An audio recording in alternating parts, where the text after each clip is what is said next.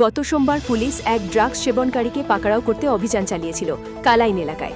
ঠিক একই সময়ে আলিমুদ্দিন ও সেলিমুদ্দিন নামের দুই ড্রাগস সেবনকারী কালাইন পুলিশের এক এএসআই এর ব্যক্তিগত কোয়ার্টারে হাত সাফাই করে। পরবর্তীতে ওই দিনই কালাইন পুলিশ আলিমুদ্দিন ও সেলিমুদ্দিনকে গ্রেফতার করে। এলাকায় বহুদিন থেকে জলের মোটর, গাড়ির ব্যাটারি, হোটেলের বাসনপত্র ইত্যাদি চুরি হচ্ছিল। এগুলি ড্রাগস সেবনকারীরাই করছিল বলে অভিযোগ ছিল। আলিমুদ্দিনকে পুলিশ রিমান্ডে নিয়ে জিজ্ঞাসাবাদ চালিয়ে নাতানপুরের এক ভাঙা লোহালক্ষর কারবারি মহিমুদ্দিনের বাড়িতে হানা দিয়ে বিপুল পরিমাণের চুরির সামগ্রী উদ্ধার করতে সক্ষম হয়। ওই ব্যবসায়ীর বাড়ি থেকে উদ্ধার হয় ৩০টি ব্যাটারি, ৬টি জলের মোটর, একটি দাড়িপাল্লা, প্রায় ২০টি বড় ডেগ ও কড়াই, মন্দির ও মসজিদের কিছু সামগ্রী, ২টি গাড়ির নম্বর প্লেট, বিদ্যুৎ তার, অটো ও বিভিন্ন বাহনের পার্টস।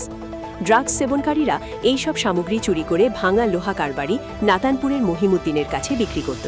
তবে এখন পর্যন্ত পুলিশের নাগালের বাহিরে রয়েছে মহিমুদ্দিন।